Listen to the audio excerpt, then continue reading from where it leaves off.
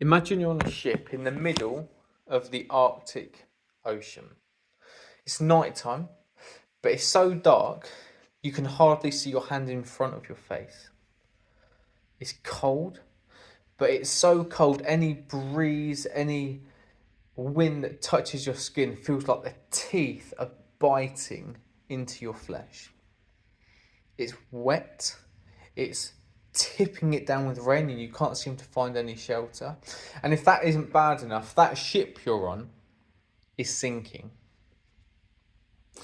The nights there are full of the sound of people screaming, they're crying, they're panicking, and it's hard for you not to get caught up in the panic of everyone else around you. Now, as you look out into the distance, not quite knowing what to do, you notice something. You see a light.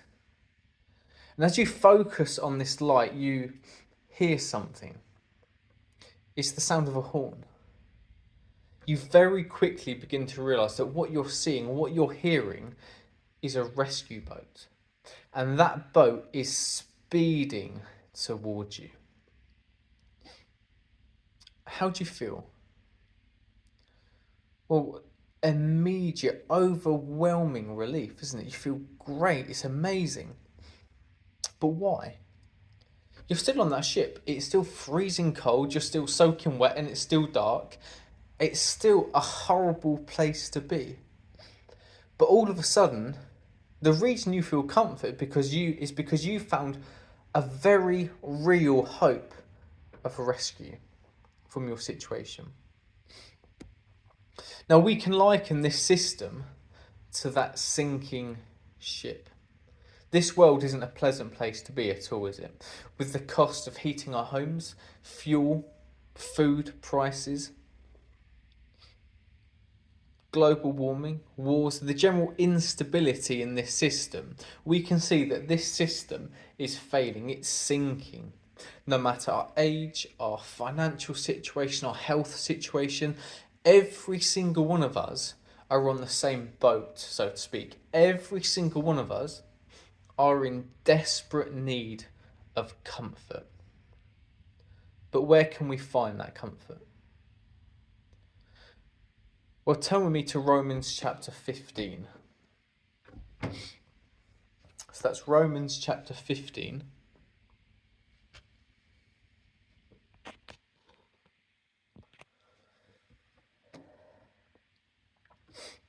And in verse 4 we read, "For all things that were written before were written for our instruction, so that through our endurance and through the comfort from the scriptures we might have hope." So just like that lifeboat would give you comfort by giving you that hope of rescue, the Bible offers us a comfort by giving us a hope. But what hope? Well, again, turn with me to Revelation chapter 21. That's Revelation chapter 21.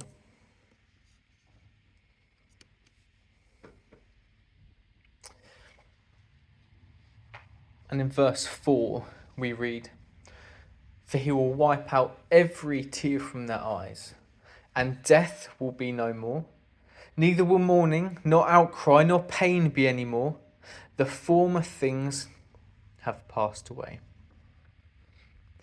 So what causes you suffering?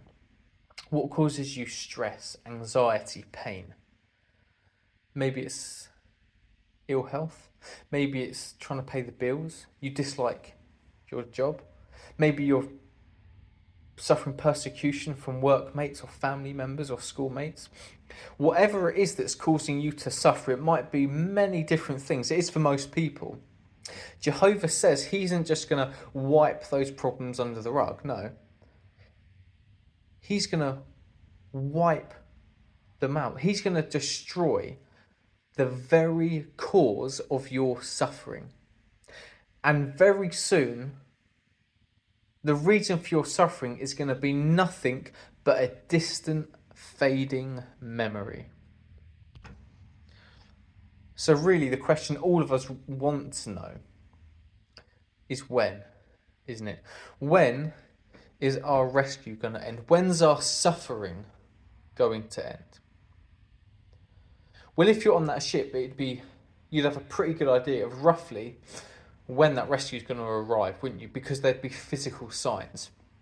The light from the boat would get brighter, the horn would get louder. As it got really close, you start to hear the sounds of the powerful engine as it's speeding towards you. And it's no different for us, because Jehovah's actually given us lots of physical signs to look out for that indicate the time period that he'll be arriving to rescue us. Now, some of those signs are people's attitudes. They'll be lovers of themselves, lovers of money, boastful, haughty, having a lack of natural affection. There'd be physical signs around the world, big physical signs. There'd be wars, food shortages, pandemics, rise in the cost of living. Now, does that time period sound familiar? It should, shouldn't it? Because that time period the Bible speaks of is actually right now. We're living in that time period. And if there's any doubt whatsoever, when you leave here, turn on a car radio, turn on the news channel when you get home, read a newspaper or magazine, observe how people act all around you in day-to-day life. And you will see every single one of these physical signs that Jehovah's given every single day without fail. And that means one very simple thing. Our rescue is imminent. So that's why it's so important now more than ever before that we actively put faith in Jehovah.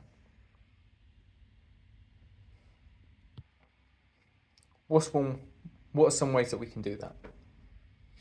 Well, one way is by making sure we continually put our faith in the ransom sacrifice. Now, we might be thinking, well, that's easy. But at times, it's a lot easier said than done, because Satan, he's going to try and stop you and me doing it. How? Well, during a war or a battle or some kind of conflict, one tactic used by one side is propaganda. They'll spread lies and false information to the other force to try and get them to give up, get them to quit, get them to lose the motivation to keep fighting. And that's exactly what Satan does to us. He wants you to believe that you've committed so many sins so often, maybe even serious sin a number of times, that you are beyond forgiveness. He couldn't possibly keep forgiving you for sinning.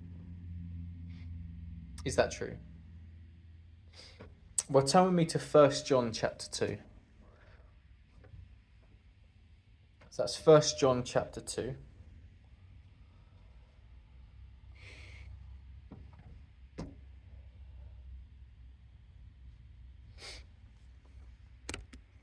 Now in verse 1 it says, "My little children, I'm writing you these things so that you may not commit a sin. And yet if anyone does commit a sin, we have a helper with the Father, Jesus Christ, a righteous one." So when this verse says, "I'm writing you these things so that you may not commit sin," is that Jehovah telling us he genuinely expects you and I to not sin? Because if he does, we're all in trouble, aren't we? Because every single one of us sins every single day. Well, imagine a loving parent with a small child. Now, how many times in a day will that parent say to that child, "Don't spill that drink. Don't tread food in the carpet. Don't put your sticky hands on the wall. Don't draw on the sofa"? Now, realistically, is there a parent alive in this room that genuinely expects that that child isn't going to make a mess of some kind? Of course they're not.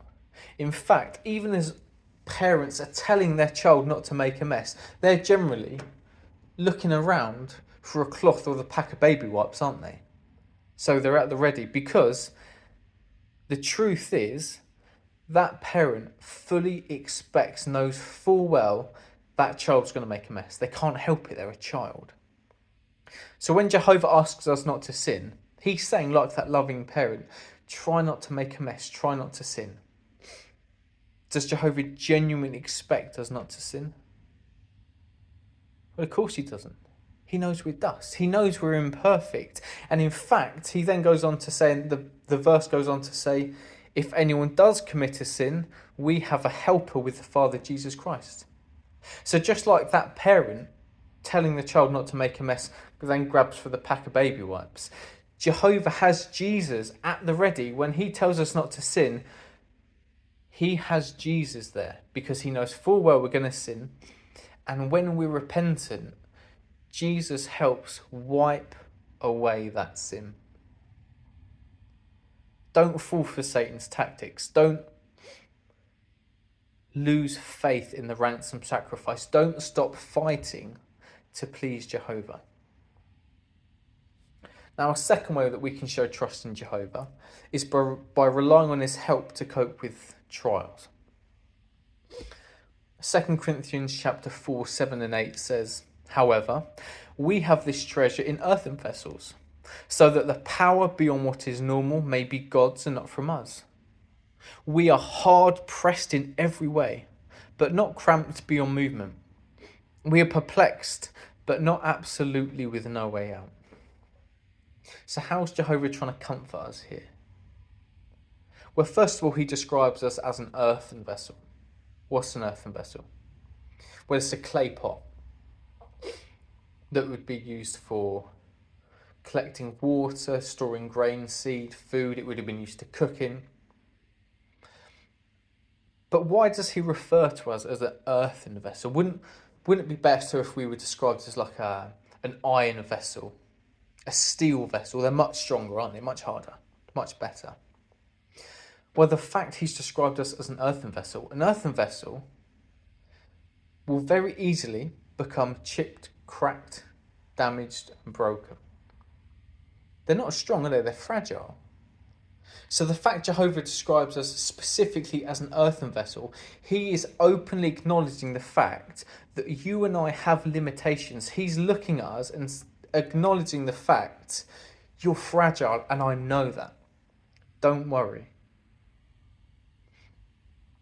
Verse 8 then goes on to say that we'll be hard pressed in every way.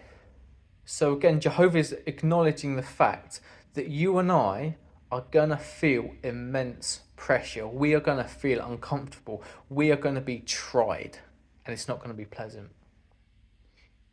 But he also says that he'll give us the power beyond what is normal, the power from God. Jehovah knows without his help, we could not physically withstand the trials that we face. So when we're facing a trial, we can have no doubt whatsoever Jehovah isn't watching us face it on our own. He will always be giving us his strength. We just need to ask for it. Now, some of us might find that really reassuring and nice to hear, but others might be thinking, I've been hard pressed for years.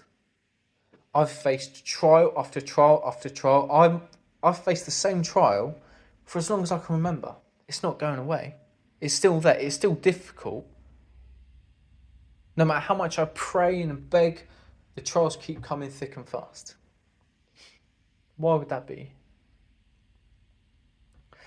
Well, again, I want you to imagine a loving parent with a small child going for a walk. After a very short period of time, that child is going to say to that parent, oh, I can't walk anymore. My legs hurt, I'm tired, I need a carry. It's true, isn't it? That parent knows that child's limits better than that child.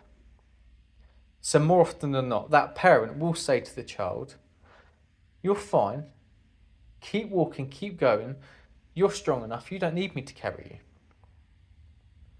But they don't leave it there, do they? What will the parent do then? They'll hold up their hand. and they'll take the child by the hand and they'll continue walking alongside the child.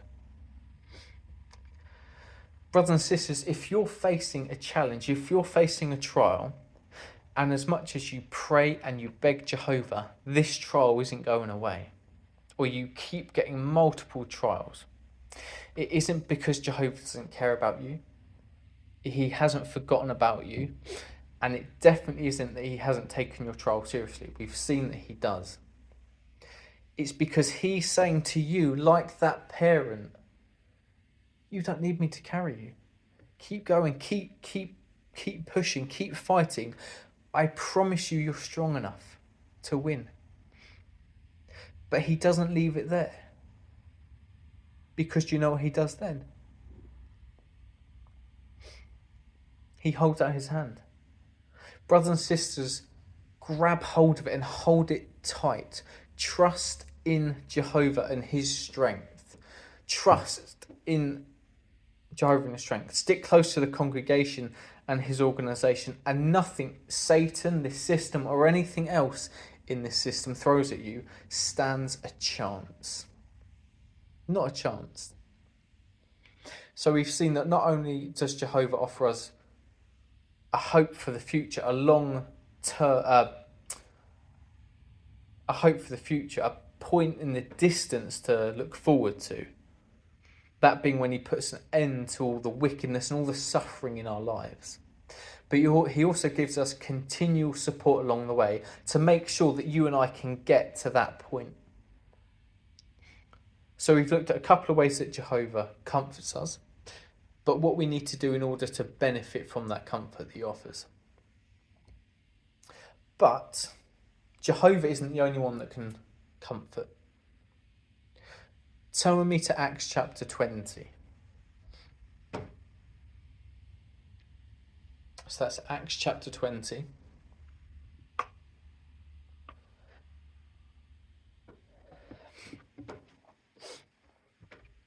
And verse 35, where it says, I have shown you in all things that by working hard in this way, you must assist those who are weak, and must keep in mind the words of the Lord Jesus when he himself said there is more happiness in giving than there is in receiving.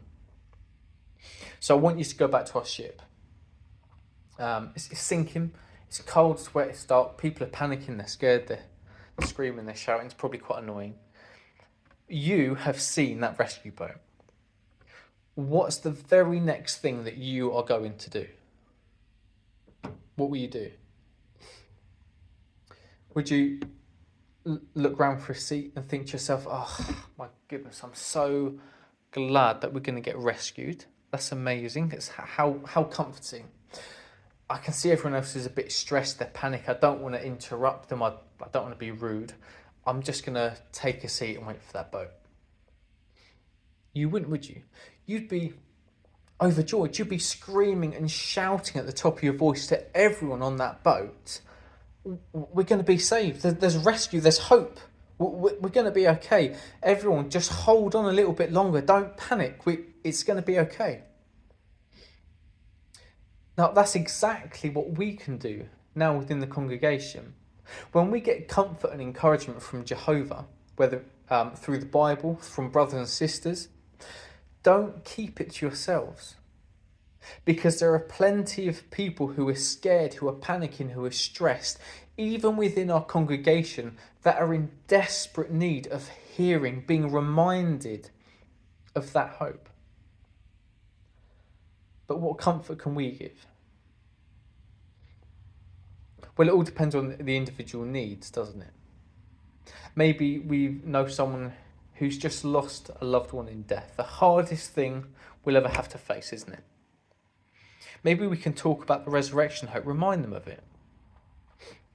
John 5:28 tells us, says, do not be amazed at this, for the hour is coming which all those in the memorial tombs will hear my voice and come out. So, how will they get the resurrection? What's going to bring them back to life? Is it a long, difficult, drawn-out process by Jehovah that's going to take thousands of years and all going well in the right conditions, they'll get a resurrection. It's not, is it? They're going to hear his voice. Just like Jesus has done before with the little girl. He refused to refer to this little girl as being dead. He said she's asleep. Because as easy as you wake someone up in the morning by telling them to wake up, that's how easy, that's how simple it is going to be for Jehovah. He's literally just going to say to your loved one, it's time, wake up. Welcome to the new system. How about Hebrews 6, verse 10? That says, for God is not unrighteous so as to forget your works and the love you showed for his name. How can we use that? Well, we've got some in the congregation who have spent many years pioneering. They've been elders. Maybe they went on quick build to help build kingdom halls.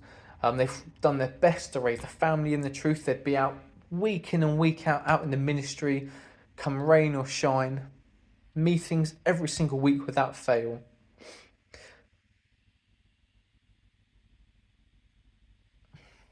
Satan's thrown trial after trial after trial at them. He's thrown everything but the kitchen sink. Nothing has stopped them serving Jehovah. But now, due to their age or their health, they're physically unable to do what they used to do. How might they feel? Do you think they'll feel bad? Do you feel like they're letting themselves down? They're letting Jehovah down? Maybe because they can't make the amount of meetings, if any meetings. They can't make they can't meet us out in the ministry each week, if at all. So this causes them to feel like they're letting Jehovah down. Is that how Jehovah feels? Well, what does the verse say? He says it would be unrighteous. Yeah, Jehovah would view it as a sin to view these ones like they're letting him down in some way. Jehovah doesn't compare to what they used to do to what they're doing now. Jehovah looks and sees that you had the opportunity, you had the energy at some point in your lives, and you used it to be at the kingdom hall or out in the ministry or in service to him in some way.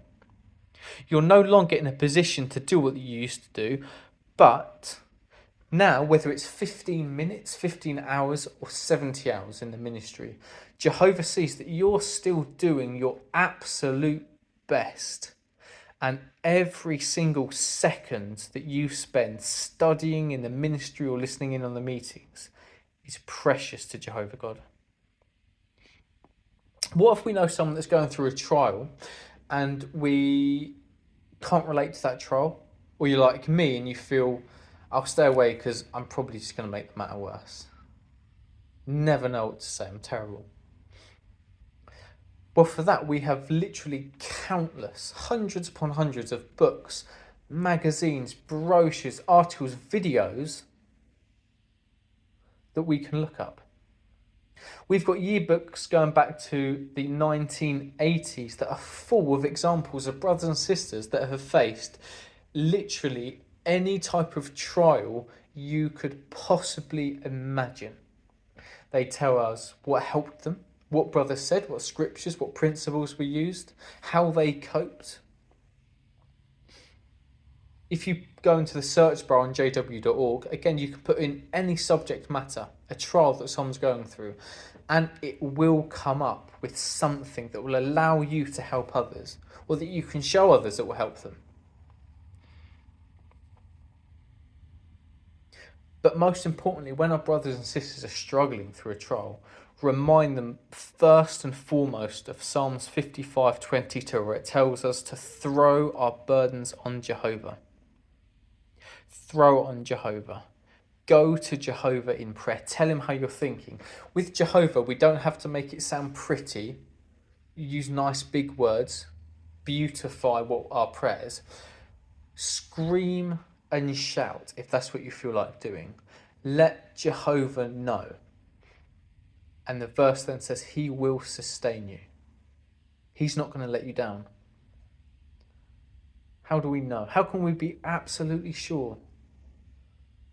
Well, turn with me to one final scripture. John 3:16. John chapter 3 verse 16.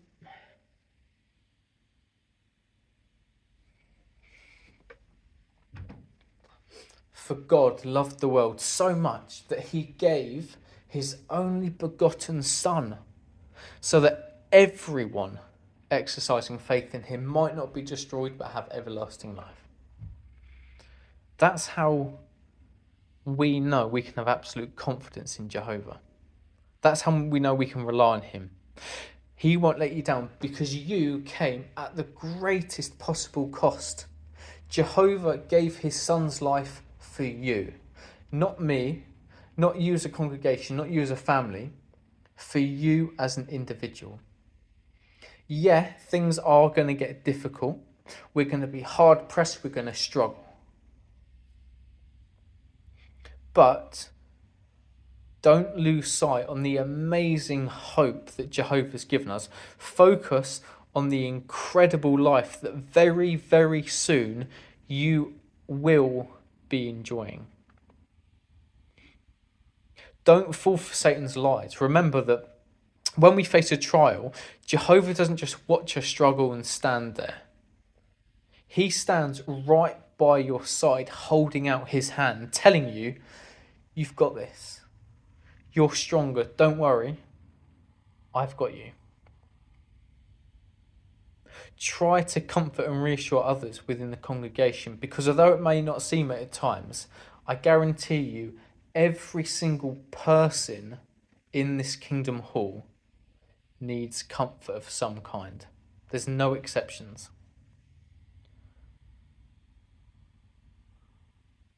All we need to do is hang in a little bit longer, because brothers and sisters, our rescue is imminent.